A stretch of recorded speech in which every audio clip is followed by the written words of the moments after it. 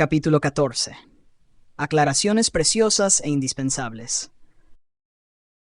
Al día siguiente, en un receso de las actividades del núcleo que nos servía de base, el afable benefactor nos propuso una reunión en la sala mediúmnica, que en ese momento estaba reservada para sus propios trabajos. Nos reunimos gozosamente, en esa ocasión con la presencia del generoso hermano y algunos de sus auxiliares, para escuchar la sabia palabra de nuestro director. Después de una sentida oración que él mismo pronunció, nos saludó cortésmente y nos aclaró. Durante los preparativos para nuestra excursión, cuyo objetivo es atender las necesidades urgentes del movimiento espiritista, especialmente en nuestra casa, evitamos detallar situaciones para que sus preocupaciones fueran menores. Sin embargo, desde los primeros momentos de nuestro encuentro, ya estábamos informados de que el fermento del mal se había extendido por diversos núcleos en Brasil, así como en otras naciones que están recibiendo las bendiciones del Consolador. Naturalmente, otros grupos están recibiendo la ayuda correspondiente, conforme a la superior planificación que nos convocó para la tarea especial que estamos cumpliendo bajo el auxilio de los cielos.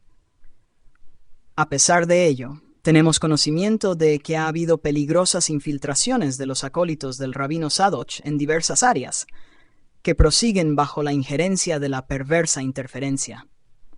Concomitantemente, considerando la transición moral y física que está ocurriendo en el planeta,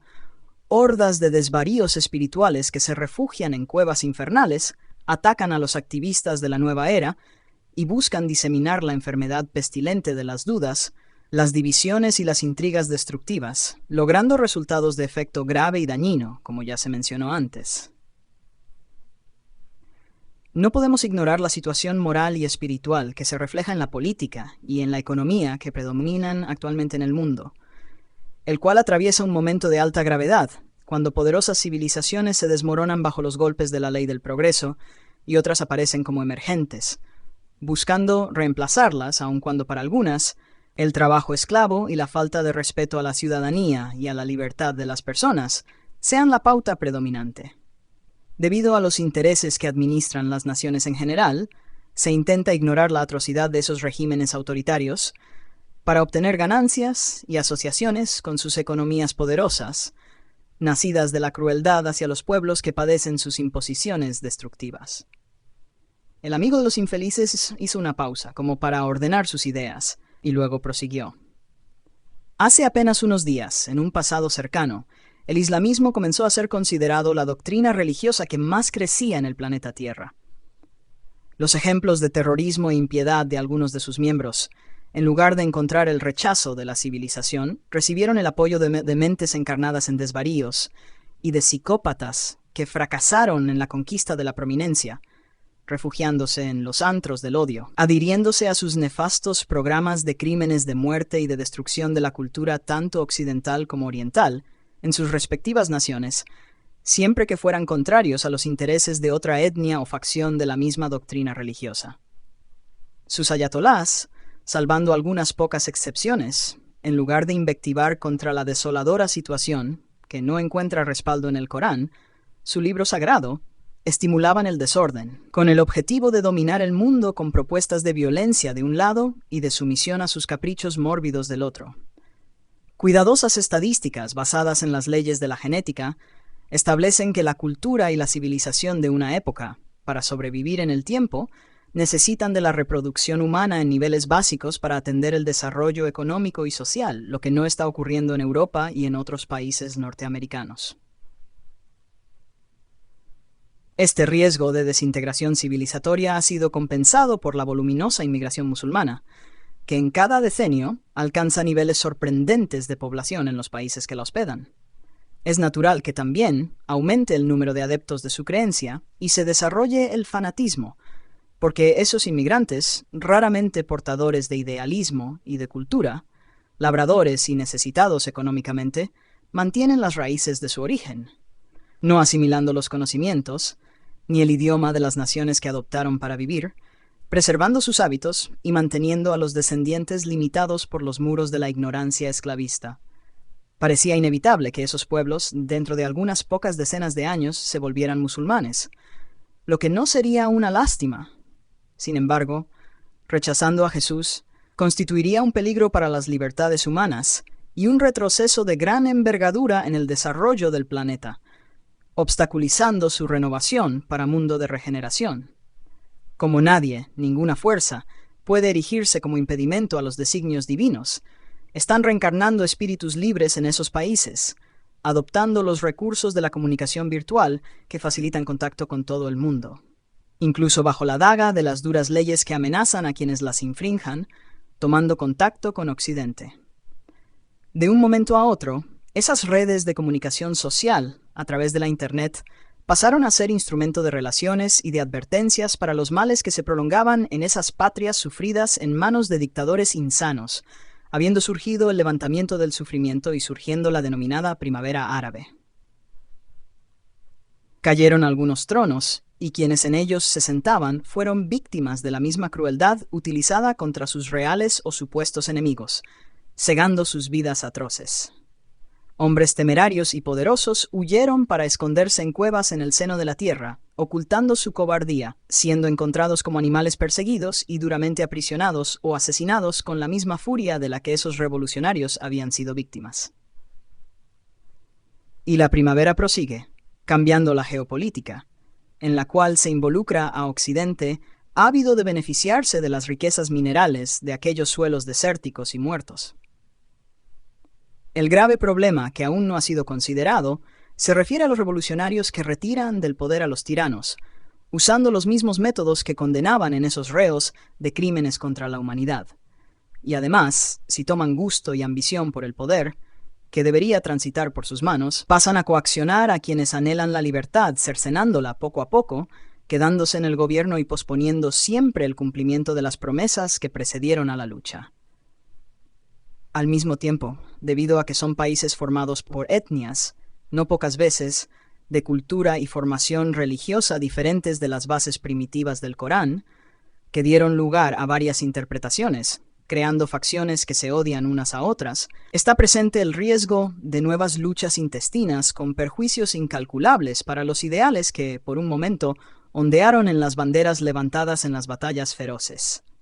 Desafortunadamente, ese desafortunado comportamiento ya está ocurriendo en algunas de las naciones que serían transformadas y las promesas de los nuevos conquistadores aún no han sido cumplidas.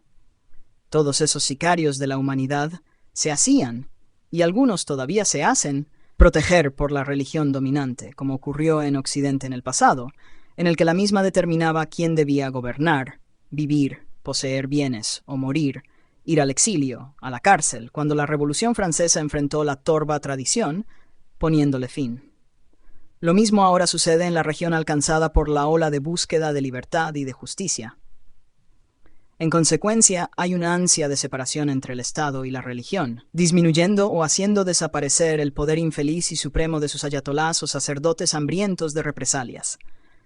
En consecuencia, la posibilidad expansionista de que la fe musulmana dominara Europa y la Nueva América, en un futuro próximo, retrocede, si no, desaparece,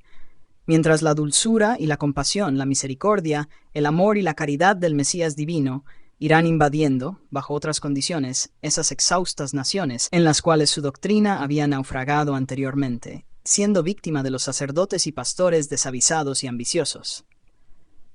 El mayor número de guerras en la humanidad, de alguna forma, siempre tuvo a la religión de uno u otro tipo como responsable, lo que la hace abominable. Le corresponde al espiritismo la misión de modificar ese concepto a través de sus propuestas fundamentadas en la certeza de la inmortalidad. En la justicia divina, a través de las reencarnaciones, concienciando a todos de que siempre se recibe conforme se distribuye.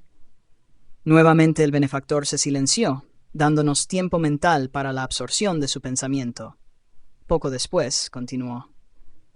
Desde hace pocos años, también en esos países donde predominan la intolerancia y el odio por otras naciones, como en estas últimas, se están reencarnando los promotores de los nuevos días, a fin de que se abran las cortinas que vedan la verdad y se pueda conocerla, sin ninguna restricción. Al mismo tiempo, las comunicaciones espirituales van rompiendo las barreras impuestas por el fanatismo en relación al texto de la religión profesada, propiciando la comprensión más amplia de la vida más allá del túmulo, dejando de lado las fantasías del infierno dantesco y del cielo enriquecido de placeres sensuales, eróticos y embriagadores de los sentidos físicos, que ya no tendrán vigencia en esta oportunidad.